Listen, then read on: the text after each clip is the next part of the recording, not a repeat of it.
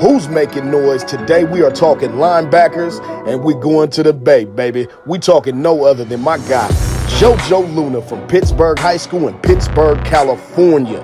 6'1", 220 pounds of all savage. Yes. The most impressive thing about Jojo Luna is his way to react and attack to every play.